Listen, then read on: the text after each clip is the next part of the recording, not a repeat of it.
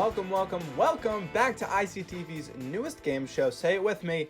Who said this quote? Was it Donald Trump or Joe Biden? I guess we'll have to watch to find out. Wow, we really need a shorter title. An acronym, something, maybe. I don't know.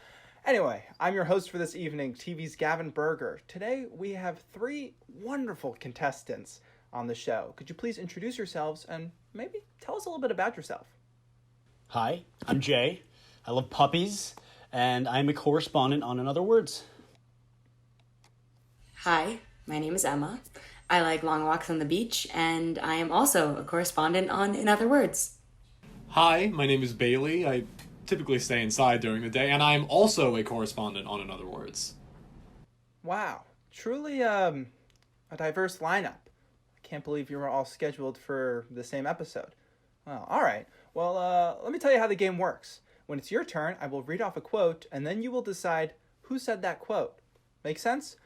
Good. I mean, it should. Those were pretty straightforward instructions. All right. Before we get started, I'm going to toss it to Ronan. Ronan, what will our lovely contestants be playing for today? Today, our prize is a turkey and cheese sandwich. Wow, fantastic. Thanks, Ronan. Now that we know what we're playing for, let's jump right into it. Jay, who said this quote? I've never seen a thin person drinking Diet Coke. Jay, who said this quote? Ooh, I think that was Donald Trump. Correct. 1 point for Jay. Emma, who said this quote? Poor kids are just as bright and talented as white kids. Emma, who said this quote? Was it Joe Biden? Correct. 1 point for Emma. Bailey, who said this quote? My fingers are long and beautiful, as it has been well documented, are various other parts of my body. Bailey, who said this quote? Donald Trump. Correct. 1 point for Bailey. Now let's take a look at the scoreboard. And everyone has a point. Fantastic. Let's check in with Ronan on that prize. Ronan, how's the sandwich? It is fantastic, Gavin. Whoever wins this is in for a treat. It is not just a turkey and cheese sandwich. There's also mustard on it. So now it is a turkey, cheese, and mustard sandwich. Ooh, it could use a little bit of pepper, though. All right, incredible. Well, since it seems like you have a hang of it, it's time for the speed round. It's the same as the last round, but faster. Everyone understand? I would hope so. Jay, who said, Corn Pop was a bad dude, and he ran a bunch of bad boys. He was waiting for me with three guys with straight razors. Not a joke. Joe Biden. Correct. Emma, who said, those jeans are comfortable, and for those of you who want your president to look great in his tight jeans, I'm sorry I'm not the guy. It just doesn't fit me. I'm not 20. I believe that Barack Obama said that. Correct. Bailey, who said, Motown, Motown, that's my era, those are my people. Wait, did Emma just say Barack Obama? 5 seconds, Bailey. Was it Joe Biden? Ooh, I'm sorry. The correct answer was Hillary Clinton. Well, I'm sorry, Gavin. I'm just a little bit confused on the rules of the game. Oh, I'm sorry, Bailey. We had time for questions in the beginning, but we don't anymore because now it's time for the speedy speed round. Jay, who said, I actually don't like thinking. I think people think I like to think a lot, and I don't. I do not like to think at all. That would be birthday party candidate Kanye West. Correct. Emma, who said, I believe in an America where millions of Americans believe in an America. That's the America millions of Americans believe in. That's the America I love. That would be former governor of Massachusetts and current U.S. Senator from Utah, Mitt Romney. Correct. Bailey, who said, if I was president of the good old USA, I'd turn the churches into strip clubs and watch the whole world pray.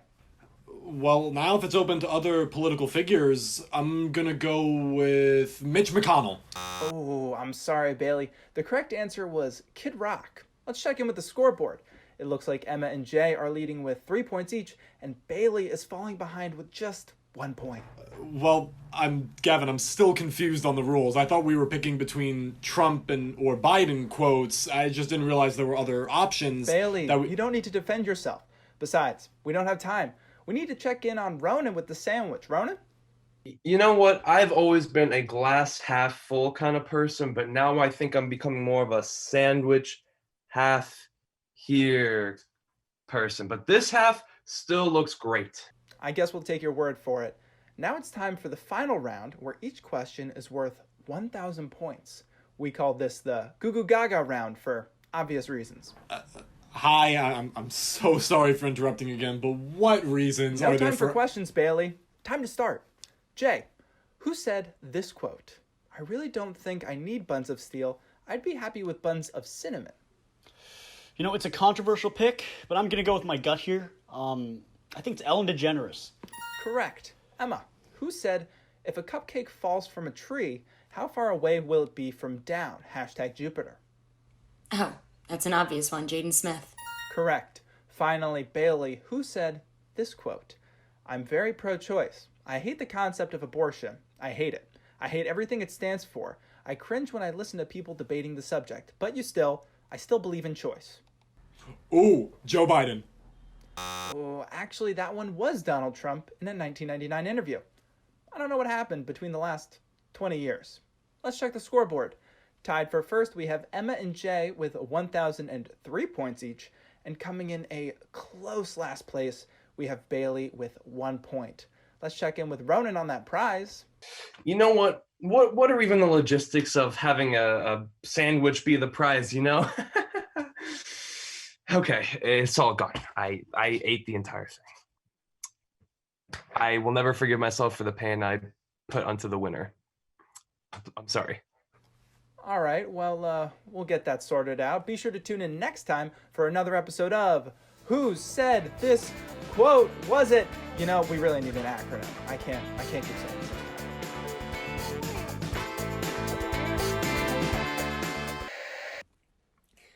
Hi, everyone. Thank you for coming. I'm Emma Fruling. I'm a White House intern, and I will be representing Grand President Trump today. I will now begin to answer your questions on behalf of Mr. President. Yes, you can start us off. As we near the election, what is President Trump's main focus? Easy. Our man is a winner, and that's what he wants. He beat Hillary, he beat COVID, he beat protesters, and now he'll beat Biden. We've heard the White House is one of the largest COVID hotspots in Washington, D.C. Does this mean the president finally believes that the disease is real? We're moving kind of fast. Well, COVID is... How do I begin with it? There is no definitive answer as to whether or not COVID is a real disease. Where does President Trump stand on global relations with East Asia? Can we slow down a bit? You guys are really throwing off my rhythm.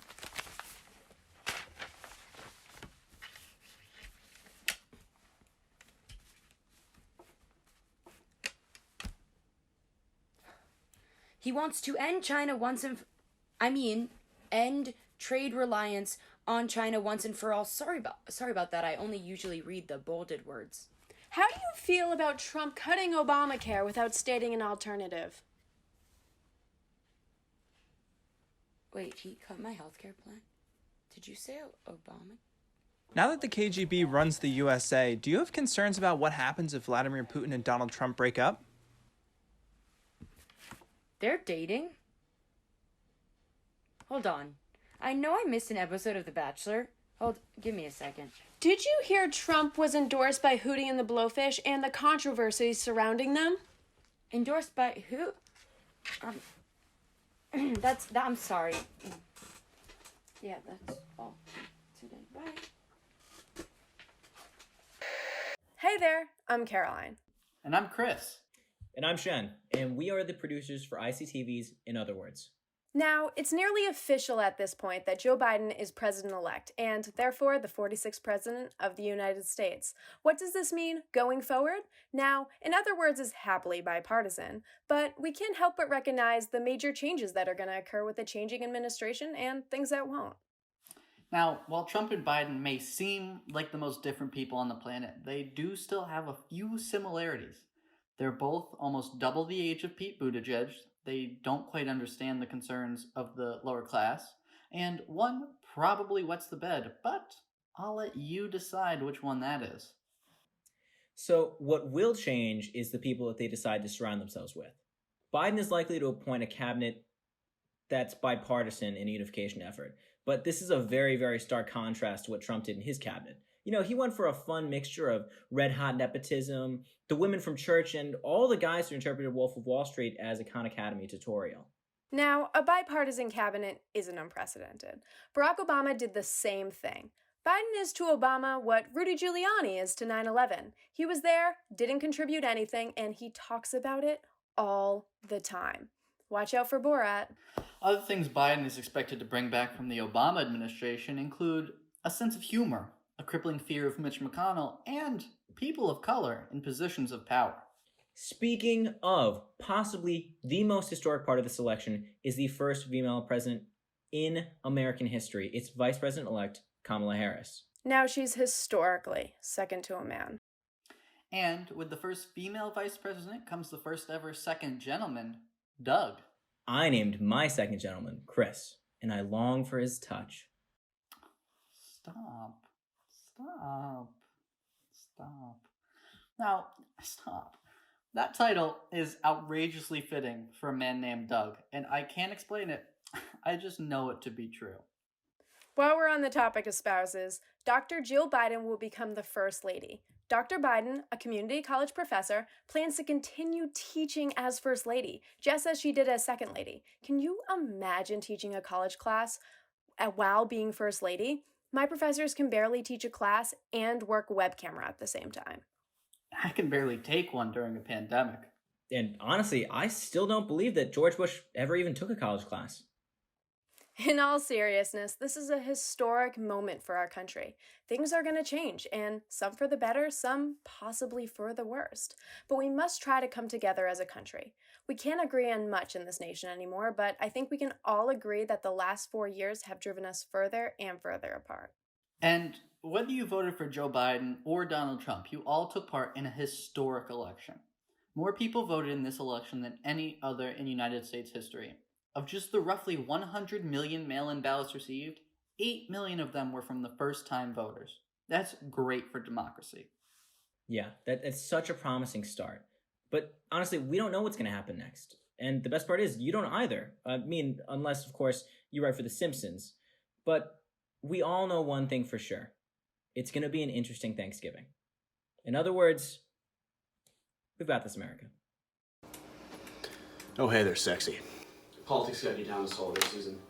Sick of hearing your uncle praise Trump after explaining how Obama's responsible for his DUIs. Tired of watching your aunt break down into tears while doing the dishes after saying a nice thing about Biden and then getting yelled at by your uncle as she realized she wasted the last 20 years of her life on a man who spent the last stimulus check on a Tom Brady bobblehead.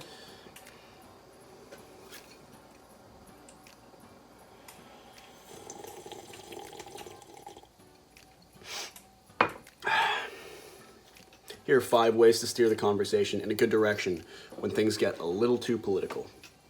I just don't understand why you bathe with Purell. It's the only thing to keep me clean. Yeah, but that's so much Purell. You fill up entire bathtubs with Purell every day. Okay, but it's the only thing that will completely get rid of the coronavirus. I mean, like, that. What else are you gonna do? But you're putting bath bombs into it. Why do you need to put bath bombs into Purell? For the aesthetics. Plus, it's a bath at the end of the day. I mean, you have to put bath bombs You're in the bath. not even going anywhere. Why do you need to bathe in Purell every day? Because it feels like Mr. Purell himself is giving me a warm hug, and I just really appreciate that. Hey, have you guys seen the latest episode of Young Sheldon? I haven't. Have you? I have not. I haven't seen That's Sheldon. all my favorite things. Sheldon, younger? I love that. That sounds incredible. Easy. Simple. Fun for the whole family. Eat a pumpkin pie and watch that young smarty get into all kinds of shenanigans. Relate deeply to being the misunderstood genius in the family of idiots. Okay, well, why don't we talk about the fact that you're using Clorox wipes to blow your nose? I need to blow my nose with something. We're living in a pandemic. Okay, but you're supposed to use Clorox wipes for surfaces. Are you saying that my face isn't a surface? It's not a countertop or groceries. Like, Are you saying groceries are more valuable than my face? why don't you just use a Kleenex instead of a Clorox wipe? What do you think? I'm some sort of an animal? I can't use a Kleenex. I need at least Puffs Plus lotion. No. I heard the CBS television sitcom Mom is a fun romp that also deals with complex issues. It's good for a laugh, and a learning experience. I mean, yeah. Like Mom. Who doesn't like Mom? Allison Janney, Great actor. Anna Faris, A's, Moms. Who doesn't? What's not to love? That sounds I great. love that. That's great, yeah. Moms, mother, daughter. Moms. They're both moms. Wow, CBS does have some good shows. Finally, Mom and Grandma can mend their relationship that's been broken since Grandma stole Mom's boyfriend back in 1969. What about the party that you went to last week? Okay, well, there weren't that many of us. There weren't that many. Probably like, 70, 80, 100. I don't know. That was before. How were you 11 able to be p.m. socially distant with 100 people? Okay, but we were all 6 feet apart, I promise. Where was the party? In a cornfield? And we weren't wearing masks, too. It was a masquerade ball. Okay, but we all looked great. Let's just stop all this fighting and go watch some Magnum PI. That sounds great. I'm tuning in. Yes, I'm watching that. every week until it's on hiatus. For sure. Then I'll re-binge it. CBS, you've done it again. As the private investigates murder, our family can investigate the complicated relationships they have with each other. We can't afford to keep getting takeout every day. Okay, sorry, I'm just trying to be a good citizen and support locally owned businesses. Oh, well, McDonald's is not a locally owned business.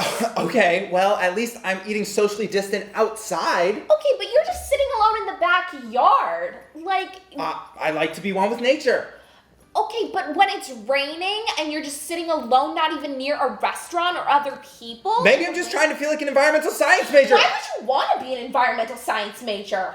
You know, the CBS TV show The Neighborhood bridges two very different families, a staple of CBS sitcoms, for laughs everyone can enjoy. Okay? CBS, good. Can we circle back to the fact that you bathe in Purell? Okay, well, at least I do bathe. You haven't bathed in the last 8 months. Okay, well, there's a lot of things I haven't done in the past 8 months. I haven't gone to parties like you have. Okay, well, sorry, I'm just trying to live out my prime years and just have some fun in this pandemic. How many confirmed cases were there from that party? Actually, none, because none of us got tested, so.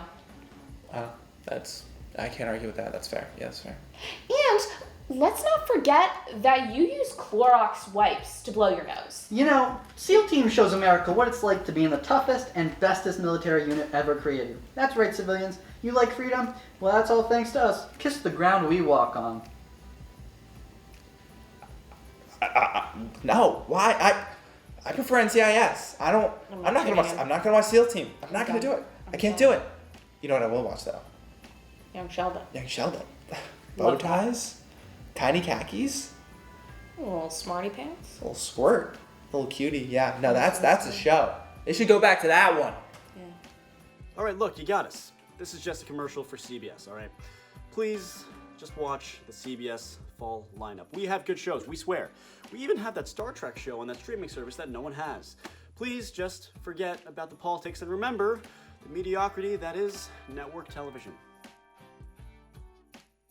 From the creators of Love is Blind, the show where people fall in love without ever seeing each other's faces, and Fatal Attraction, the show where couples fall in love then promptly commit double homicide, comes the latest unnecessary dating show for the love of politics.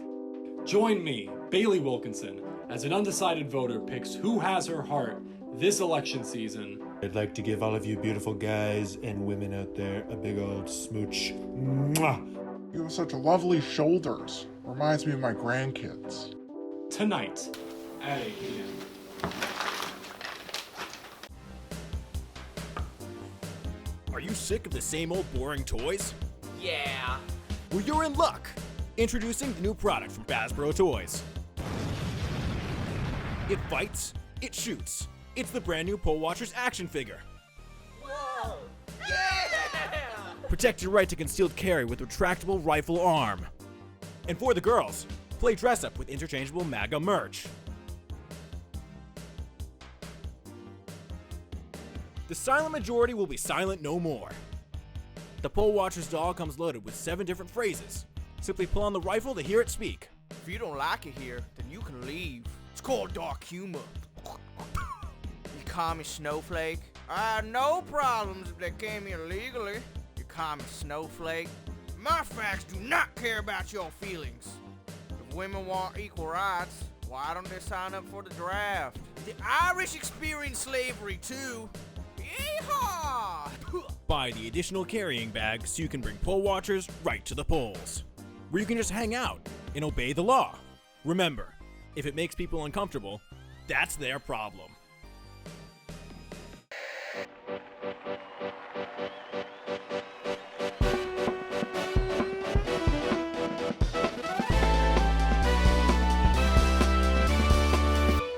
Welcome back to For the Love of Politics. Tonight, one lucky undecided voter will be selecting between two politicians. I'm your host, Bailey Wilkinson, and we have two very special guests on for tonight, so please join me in welcoming President Donald Trump and former Vice President Joe Biden. Hello. I would just like to start by saying I want to give you a big fat kiss. Scratch that. I'd like to give all of you beautiful guys and women out there a big old smooch. Mwah! I want to spread my immunity to everyone. What a lovely audience we have here tonight. And you, wow. You have such lovely shoulders. Reminds me of my grandkids. And our undecided voter tonight is Hannah. Welcome to the show, Hannah. Are you excited to choose between these two senior officials? No, but is anyone? That's the spirit. Tonight, our contestant will ask our two politicians questions to determine who they are most compatible with. The winner will join them on their 2020 general election ballot and maybe even fall in love. Now, who's ready to get the show on the road? Politicians, what do you do in your free time? Oh, I just like to stay up late talking to my huge fan bases on the Twitter. I love to tweet. And take showers, and I love hoarding gold. Sometimes I like to mix those last two together. I'm often with my best friend Barack Obama, and as best friends, we have to keep our best friend handshake up to date at all times. You know, as best friends do. And like I do with my best friend Barack. Right, my celebrity hall pass has always been National Treasure Ray Romano. President Trump, what is your hot take on Ray Romano? Oh, I just love his voice in the Ice Ages. Such a great franchise, very huge, very wonderful. Don't those movies teach about climate change and global warming? Next question, please. X-nay. Next question, please. Move along. As an undecided voter, older generations commonly refer to me as naive, inexperienced, and not haunted by what I did in Nam. If you had to describe yourself in 3 words, what would you pick? The greatest, the bestest, the supremest. I would have to say that I'm sleepy. Smart, timely, the Hail Mary. So now it's time for our two politicians to guess something about our undecided voter. Alright, what do you think my biggest concern regarding this election is? Oh, your biggest concern has to be keeping your billions of dollars safe and protected from those bloodthirsty Democrats and those outrageous demands on taxes. That's simply malarkey. Your concerns must be making sure that poor kids are just as smart as white kids. Actually, gentlemen, our contestant just wants to make sure there is a peaceful transferal of power, like most Americans. Let's jump right back into those questions. Take it away, Hannah. I like to be wined and dined before I'm politically aligned. Where would you take me on a first date? Oh, great question. I would take you to this really great rally I know in Charlotte, run by very fine people. We could definitely swing by. I think the barbecue is themed tiki torch, so make sure you bring plenty of torches. I know the best ice cream parlors in America. I'll book us a train ticket, round trip. Fun fact about trains. Did you know an average of 8,600,000 plus people a day take one of more than 300 trains? Sleepy Joe. Total. Who cares about Thomas the Tank Would Engine? you shut up, man? Oh.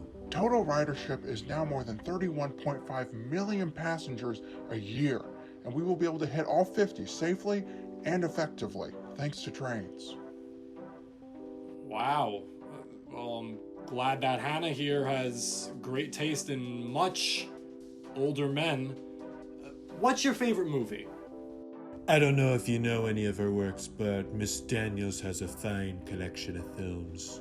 I've based my life on Top Gun, mainly because of the aviators. Wait, scratch that, rewind the track. Beep, beep, beep. I want to change my answer. I just love Home Alone 2, obviously. Only the first part, though. What is one thing you can't live without?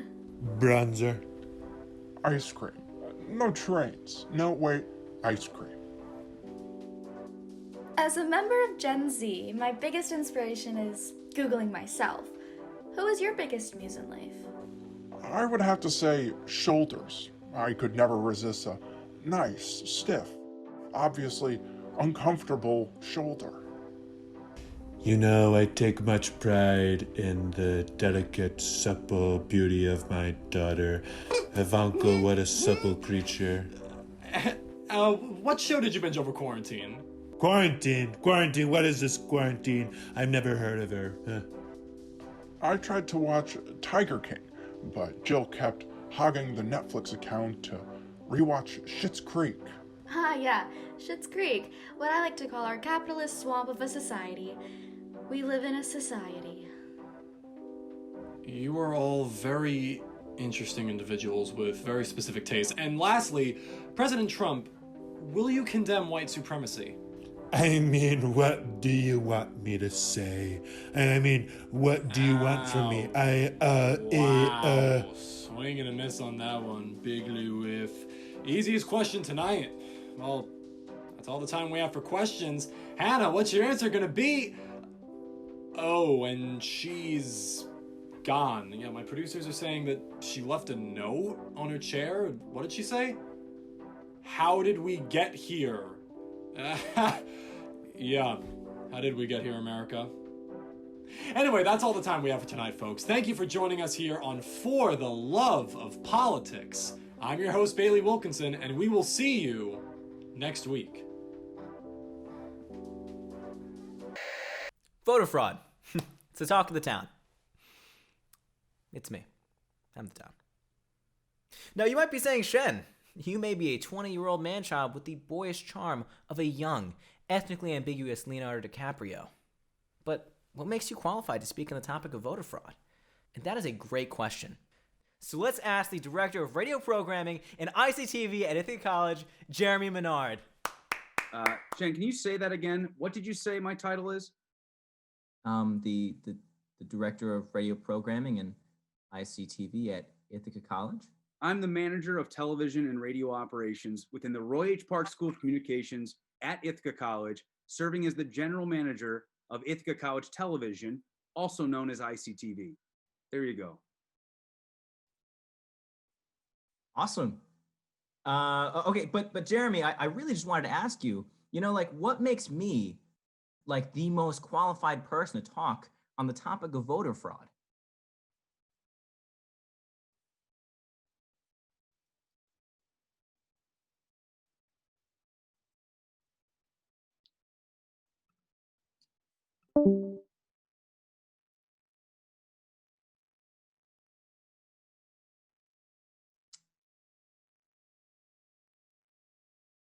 He's a man of few words. Regardless, I'm not going to claim to be a constitutional scholar. For God's sakes, I work on a TV show at a liberal arts college. I am, however, going to be talking about what's happening in the U.S. right now. I'll be talking as a citizen and as a member of the latest generation to vote. The election is finished, and President-elect Biden has won the seat for presidency with 306 electoral votes and 78.7 million total votes. But currently, a lot of the U.S. doesn't believe that he's won the election, and there are a few reasons for that. It's been 2 weeks since the current president lost the election, but he is yet to concede. So Trump says that this is due to him actually winning the election. Now, let's make this clear. According to the Electoral College's rules, he has 232 electoral votes, and that is 38 short of 270 votes, the magical number needed to win. A number which Biden surpassed weeks ago. But he states the reason for his not winning, but also winning, is due to widespread voter fraud. Now, this is a narrative that he has pushed without any factual basis. See, now to investigate something with prior evidence is necessary to provide justice to your people. But to scream what is by definition a conspiracy, something without basis, is dangerous and irresponsible. And as the President of the United States, you have a duty to the people. And destroying faith in the democratic system that elected you is not a part of that. What it is a part of is a list of the warning signs for the rise of an authoritarian regime. But you know what else is? Establishing a narrative that the media is lying to you. The American people, a large fraction of Trump's base, have not shut down Trump's claims because they now lack faith in the mainstream media. See, these are the same people who are reporting on the issues of voter fraud. The media reports that people charged with watching over the polls, made up of both Republicans and Democrats, have seen no evidence of widespread voter fraud. But Trump has told his supporters not to trust these reports. Do you see the problem here? The media is merely reporting the numbers that the government agencies are providing them. Hold on, let me say that again. They're just repeating what they've been told by our government. Speaking of, after making a statement refuting the president's claims, Christopher Krebs, the director of the Cybersecurity and Infrastructure Security Agency, was fired. So you know, the CISA was one of the few bureaus entrusted to look into and prevent voter fraud. So Krebs was fired for telling the truth, and later stated, quote, "The November 3rd election was the most secure in American history." Now, luckily for the people of the United States, we have a balance of powers to stop regimes like this from rising up. But unfortunately for the people of the United States, portions of the House and the Senate are working directly against the balance of powers we have in place. Members of Congress, no matter their political affiliation, need to be shutting down this false narrative. But high-ranking members in the GOP have sided with this fraud or decided to sit idly by and let it happen. Initially, when Trump called to stop counting the votes, even Senate Majority Leader Mitch McConnell spoke out that each vote needed to be counted, and that this was a dangerous way of thinking.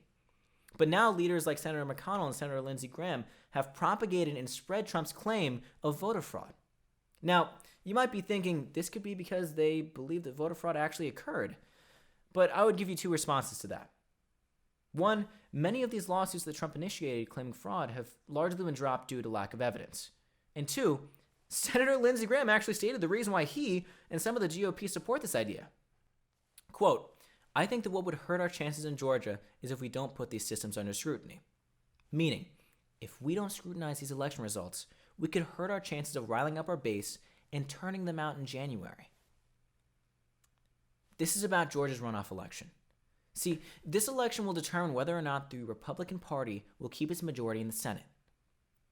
This is not about justice for the people. It's about power in the Senate. At the end of the day, this isn't about political affiliation or drawing party lines. This is about the fundamental basis for our democracy. See, what Trump is doing right now is eroding the foundational democratic concepts that give the people the power in the U.S. to gain more power from the people. They are manipulating us, and they have blatantly said it. They don't even believe in this voter fraud. They just have to entertain our president until he's out of office to garner his support. They want to stoke the fire to get their base out to vote in January. And hey, maybe I'm the outlier, but I'm of the mind that voters should make their own decisions, choosing politicians based on their ideas, ideals, and policies. Voters shouldn't be used. You shouldn't be used. We put those people in power to serve us, not for us to serve them. In other words, democracy is of the people, by the people, and for the people. Please don't forget that. So over this.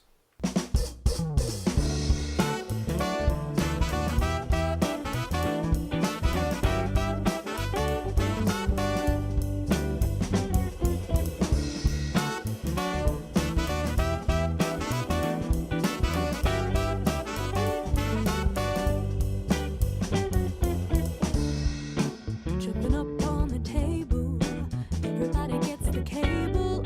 Everybody gets the cable. I go to sleep telling fables, and I wake up feeling able. I wake up feeling able. Sunny nights I feel I'm rolling with the sun. Where of all the things I've done, no, my week has just begun. Monday mornings and I'm waking up the snooze. And there's nothing I could lose. The choice is mine, I made